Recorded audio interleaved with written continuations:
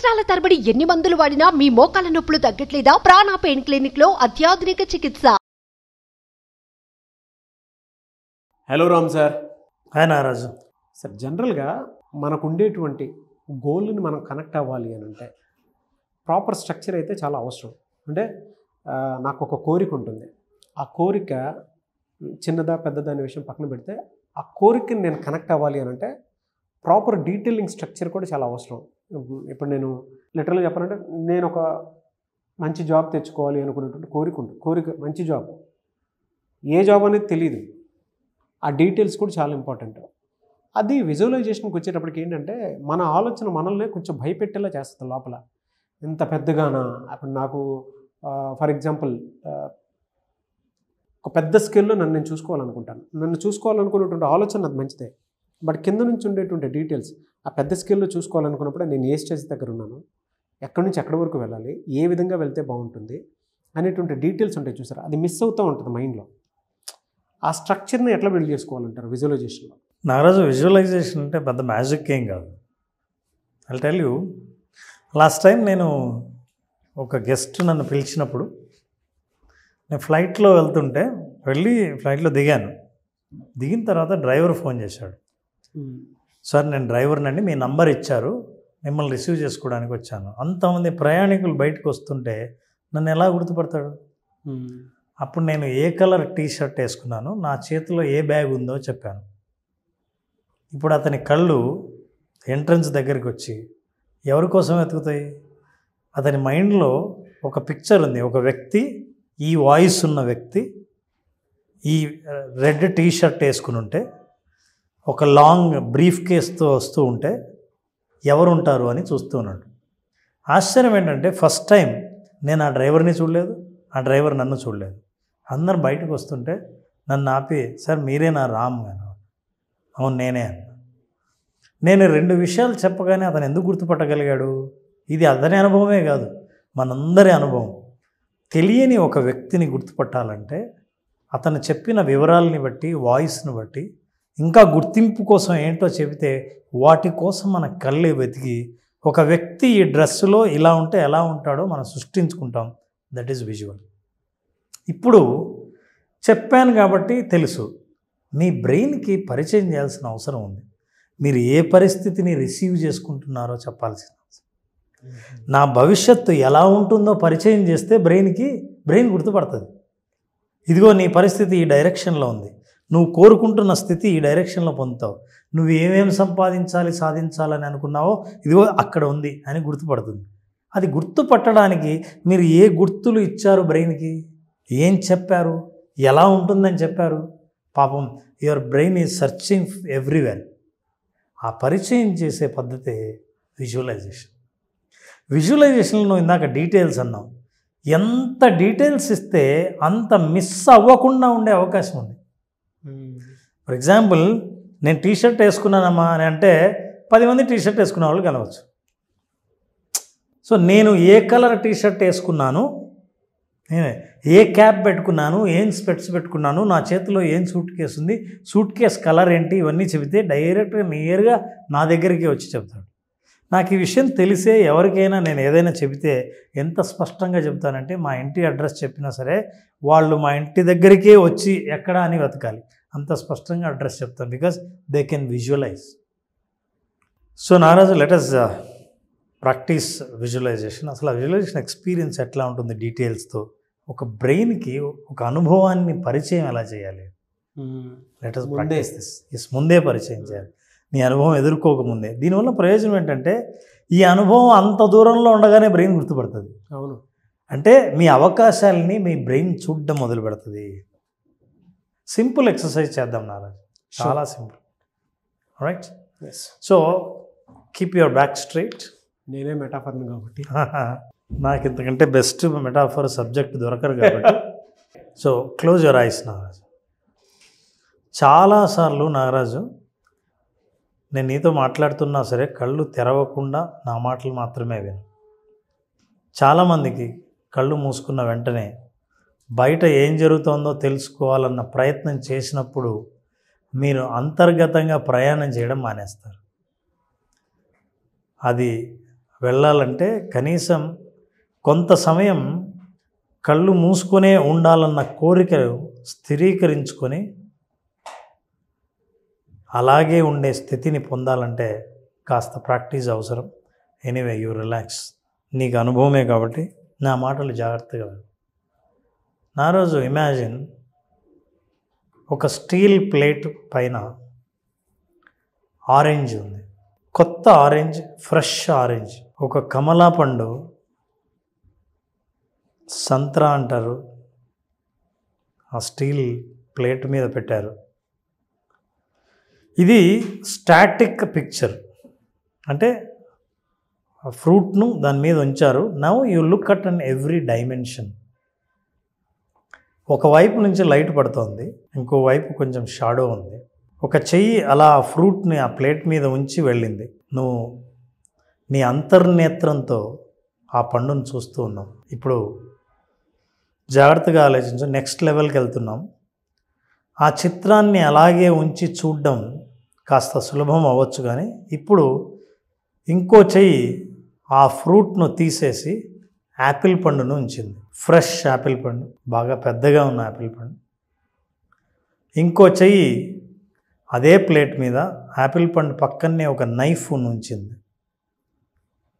ఇప్పుడు నీ ముందు ప్లేటు, ఓ యాపిల్ పండు, నైఫ్ ఉంది. ఇమాజిన్ నాగరాజు చేత్తో ఆ నైఫ్ని పట్టుకో. విజువలైజేషన్ ద్వారా you are holding that knife. Feel that touch. చేతిలో నీ గ్రిప్లో నైఫ్ ఉంటే ఆ టచ్ ఎలా ఉంటుందో ఫీల్ అవ్వు. కత్తి తలతలలాడుతోంది. ఒకవైపు నుంచి లైట్ పడడం వల్ల ఆ కత్తి పైన కొత్తది కత్తి అని తెలుస్తోంది. దాని మీద ఒక మెరుపు మెరిసింది. దాని షార్ప్నెస్ను చూసావు. అలా మొనను బొటనవేలుతో అట్లా టచ్ చేసి ఇది ఎంత షార్ప్గా ఉందో చెక్ చేసావు. And now you want to cut the Apple. అది కడిగిన ఫ్రూటే ప్లేట్ మీద ఉంచారు. నువ్వు నైఫ్తో కట్ చేస్తుంటే ఒక రకమైన కస్సమన్న సౌండ్ వస్తుంది. Listen to that sound. నైఫ్తో కట్ చేసావు. కట్ చేస్తూనే 2 ముక్కలు అలా కింద పడిపోయి అలా కదులుతాయి. 2 ముక్కలు ప్లేట్ మీద నుంచి కాస్త కదలికతో ఉండి మళ్ళీ ఆగిపోతాయి. మళ్ళీ ఒక్కో ముక్కను సగం చేసావు. 4 ముక్కలు. ఫ్రెష్గా యాపిల్ కట్ చేసినప్పుడు ఆ ఫ్రూట్ స్మెల్ నీకు తెలుస్తుంది. ఆ ఫ్రెష్ ఫ్రాగ్రెన్స్ తెలుస్తూ ఉంది. తడిగా కత్తితో కట్ చేసినప్పుడు ఆ కత్తికి యాపిల్ పండులో ఉన్న తడి అయి ఉంది. దాంతో ఆ కత్తి ఇంకా ఎక్కువ మెరుస్తోంది. ఇప్పుడు ఆ కత్తిని పక్కన పెట్టి ఫ్రూట్ని చేత్తో తీసుకున్నావు. Feel that freshness. ఆ పండు చేత్తో ఉన్నప్పుడు ఎలా కనిపిస్తోందో చాలా ఫ్రెష్గా తడిగా ఆ ముక్కను తీసుకున్నావు. దాని బరువు ఎంత ఉందో గమనించినాను. ఒక యాపిల్ ఫ్రూట్లో పావు భాగాన్ని తీసుకొని తినడానికి తీసుకుంటున్నప్పుడు దాని బరువు ఎంత ఉంది. మెల్లిగా దాన్ని దగ్గరికి తీసుకొచ్చావు, నోట్లో పెట్టుకున్నావు. నములుతుంటే ఆ నమిలేటప్పుడు వచ్చే సౌండ్ను బాగా విను. కస్సమని నములుతాను. ఆ సౌండ్ పళ్ళ మధ్య నలిగిన యాపిల్ పండు లోపల జ్యూస్ కూడా ఊరుతూ ఉంటుంది. నమిలినప్పుడు ఆ జ్యూస్ నోరు మొత్తం స్ప్రెడ్ అవుతుంది. మీ పళ్ళు ఇంకా నములుతూనే ఉన్నాయి. ఆ జ్యూస్ మొత్తం పళ్ళను తడిపి నాలికను తడిపి మెల్లిగా గొంతులోకి వెళ్తుంది. ఆ స్వీట్నెస్ టేస్ట్ ఎలా ఉందో just feel the taste of it. కాస్త పుల్లగా, ఎక్కువ తీపిగా, ఫ్రెష్గా. ఆ పళ్ళ మధ్య నలుగుతున్నప్పుడే దాని ఫ్రెష్నెస్ ఏంటో తెలుస్తుంటుంది. ఇంకా నములుతూ ఉన్నావు, మెల్లిగా మింగేశావు. ఈ దృశ్యాన్నంతా ఎవరో ఎదురుగా చూస్తున్నారు. ఎవరు ఆ వ్యక్తి? ఎవరిని ఊహించుకుంటున్నావు? వాళ్ళు నువ్వు హ్యాపీగా యాపిల్ పండు తింటుంటే నీ ఎదురుగా నుండి చూస్తున్నారు. And you offer them. వాళ్ళను కూడా తినమని చెప్తున్నప్పుడు ఎలా ఉంటుందో you give them 1 piece to them. ఎవరు ఎలా రిసీవ్ చేసుకున్నారు? రిసీవ్ చేసుకున్న తర్వాత నీతో ఒక మాట అంటారు, thank you so much Nagaraju. తీసుకుని తింటున్నారు. You visualise that. సగం పండు మాత్రమే ప్లేట్లో ఉంది, 2 ముక్కలు ఉన్నాయి 4 ముక్కల్లో, ఒక ముక్క నువ్వు తిన్నావు, నీ ఎదురు ఉన్న వ్యక్తి ఇంకో ముక్క తిన్నాడు. ఇప్పుడు మీ బ్రెయిన్కి యాపిల్ పండు కోసి తింటే ఆ అనుభవం ఎలా ఉంటుందో శరీరం మొత్తం అనుభవించడమే కాకుండా బ్రెయిన్ సంపూర్ణంగా ఆ అనుభవాన్ని తీసుకుంది. Slowly you open your eyes when I count numbers 5, 4, 3, 2, 1.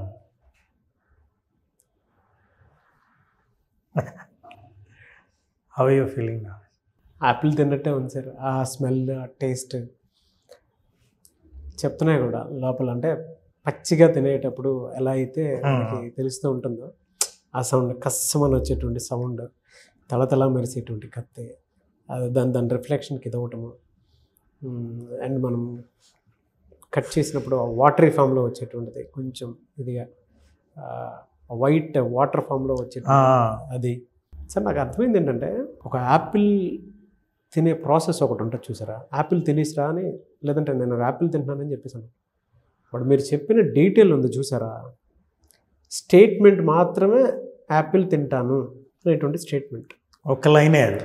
But ఆ యాపిల్ నా నోట్లోకి రావడానికి ఎన్ని విషయాలు మిళితమై ఉన్నాయి అని అంటే, అవును, నేను ఒక యాపిల్ తీసుకున్నా, ఆరెంజ్ పక్కన పెట్టేసాను. నేను ఆరెంజ్ని ఫస్టే చూశాను లోపల అంతర్నేత్రంగా. అండ్ యూ డోంట్ బిలీవ్, ఒక కోఇన్సిడెన్స్ కూడా చెప్తాను. మీరు ఎందుకు ఆరెంజ్ చెప్తారని నాకు అనిపించింది. అంటే మీరు ఫస్ట్ ఊపిరి తీసుకొని చేసేటప్పుడు, ఎక్స్ప్లెయిన్ చేసేటప్పుడు ఆరెంజ్ని పట్టుకొని మీరు ఇలా స్మెల్ చూసి చేసినటువంటి ఒక వీడియో ఉంది. నాకెందుకు అది సెన్స్ తగిలింది. కోఇన్సిడెన్స్ అనుకోండి, జనరల్గా కోఇన్సిడెన్స్ అనుకోండి. అంటే ఈవెన్ నాకు కూడా ఆరెంజ్ అంటే బాగా ఇష్టం, ఫస్ట్ అదే వచ్చింది. దాని తర్వాత ఆరెంజ్ ఎందుకులే అనుకున్న ప్రాసెస్లో మీరే టక్కన యాపిల్ చెప్పారు. అక్కడి నుంచి మళ్ళీ కథ మారింది. బట్ ఇందులో నాకు ప్రతి ఒక్క దాంట్లో అనిపించినటువంటిది ఏంటంటే, ప్రాసెస్ చాలా పెద్దది సార్, స్టేట్మెంట్ అనేది చాలా చిన్నది. అవును, నేను తింటాం అంటే ఇక్కడ దాకా రావాలి అని అంటే ఎన్ని స్టెప్స్ ఉన్నాయో ఆ స్టెప్స్లో ఉండేటువంటి ఒక్కొక్క క్లారిటీ పెన వేసుకుని ఒకదాని మీద ఒకటి. నేను యాపిల్ తిన్నాను లేదు అనేటువంటి విషయం పక్కన పెడితే, ఇక్కడ మీకు లైవ్లో కనిపించకపోవచ్చు, కానీ నేను ఆ అనుభవాన్ని లోపల తెచ్చుకోవడానికి ఫీల్ అయినటువంటి ఒక్కొక్క ఎమోషన్ ఉంది చూసారా, ఇట్స్ మిరాకిల్, అన్బిలీవబుల్ సార్. మహారాజు నీకు తెలీదు, ఆ జ్యూస్ నువ్వు నములుతున్నప్పుడు నువ్వు గమనించలేదేమో. నాకు మళ్ళీ మన ఎడిటర్ కనుక అది క్లోజప్ పెట్టి సైడ్ పెట్టమని చెప్తాను, ప్లీజ్ చూడండి. కరెక్ట్గా నువ్వు నములుతూ లోపల లాలాజలం నీకు ఊరుతూ ఉంది. బ్రెయిన్ ఏంటంటే, బ్రెయిన్కి రియాలిటీకి, విజువలైజేషన్కి, విజువల్స్కి తేడా తెలియదు. అనుభవాన్ని మీకు ఇస్తుంది, మీరు ఊహించిన మీకు అనుభవం ఇస్తుంది. కానీ ఎంత స్పష్టంగా ఊహిస్తారో అంత బాగా పరిచయం చేసుకుంటుంది. నువ్వు అది చేసావు. నాకు జర్నల్ రాయాలి అనిపించింది. అంటే ఇది అయిన తర్వాత మేబీ డైరెక్ట్ కోచింగ్ అనుకుంటాను ఇది. సో నేను ఎక్కడ దాకా వెళ్ళాలి అనే దానికి ప్రతి ఒక్కరికి ఉంటుందండి, హైట్స్లో ఉండాలి అని. ఇంకొక ఆశ్చర్యమైన విషయం నారాజు, 24 hours లోపల నీకు ఒక ఫ్రూట్ తినే అనుభవం నువ్వు ఎదుర్కొంటావు. అవును, ఇప్పటి నుంచి అంటే అంత డీటెయిల్గా ఫీల్ అయ్యావు కాబట్టి ఖచ్చితంగా 24 hours నీ మిరాకిల్. ఈసారి నెక్స్ట్ ఇంటర్వ్యూలో నీకు అనుభవం ఎదురైందా లేదా అన్నది నువ్వు షేర్ చేయాలి. డెఫినెట్గా సార్. నీకు ఈ అవకాశం ఏదైనా సరే, కత్తితో దోసే ఒక ఫ్రూట్ కోవడము, లేకపోతే ఫ్రూట్ తినడము, యాపిలే తినాల్సి రావటము, కొత్త కత్తి వాడడము, ఇలాంటి అనుభవాలు నీకు ఎదురవుతాయి. నాకు ఇది అయిపోయిన తర్వాత వెంటనే యాపిల్ తినాలని ఉంది. దట్స్ వాట్, అది action. Brain will motivate you for action. పైగా నాకు హాంటింగ్గా కూడా ఉంది. అంటే క్రేవింగ్ సెంటర్ చూసారా, అది వస్తుంది కూడా.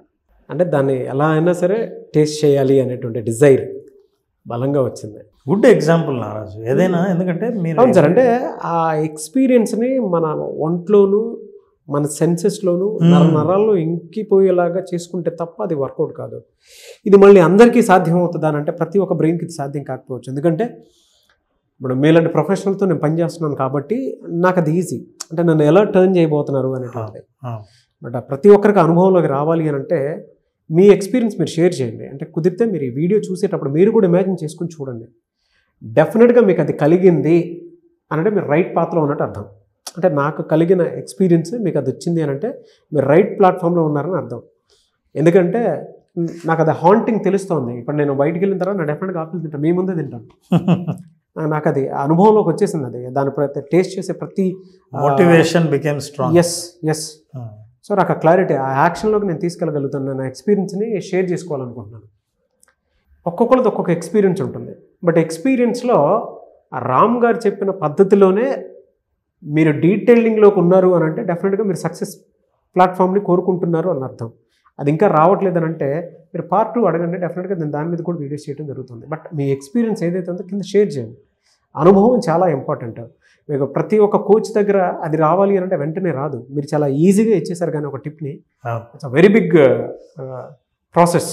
ఇట్లాంటి ఈజీ టిప్ని పొందాలంటే మనం చేస్తున్న ఏప్రిల్ 22వ తేదీన విజువలైజేషన్ బేసిక్ క్లాస్లో ఎవ్రీ డే ఒక ఎక్స్పీరియన్స్ని, ఒక హోంవర్క్ని ఇవ్వడం ద్వారా వాళ్ళ అనుభవాన్ని బ్రెయిన్కి బాడీకి పరిచయం చేసిన అనుభవం మీ చుట్టూ ఎక్కడున్నా సరే మిమ్మల్ని ఆకర్షించేటట్టు చేసే అవకాశం ఒక్క విజువలైజేషన్లోనే ఉంది. ఎస్. సో అది ఏప్రిల్ 22 మాత్రమే ఉంటుంది. ఆసక్తి కలిగిన వారు స్క్రీన్ మీద మీకు కాంటాక్ట్ నెంబర్ కనిపిస్తుంది, దాన్ని మీరు కాల్ ఆర్ మెసేజ్ వాట్సాప్ చేసి వెంటనే ఎన్రోల్ చేసుకోండి. April 22 visualisation class. మనకి ఒక గోల్ ఉంటుంది, బట్ ఇప్పుడు దానికి ఒక ప్రాసెస్ కావాలి అని అంటే ఆ ప్రాసెస్ని ఎలా అర్థం చేసుకొని, ఎలా ఫీల్ అయితే, ఎలా ఎమోషన్ యాడ్ చేస్తే అది యాక్షన్లోకి వస్తుంది అనేటువంటిది మీరు విజువలైజేషన్ క్లాస్కి అటెండ్ అయితే తప్ప అది అర్థం కాదు.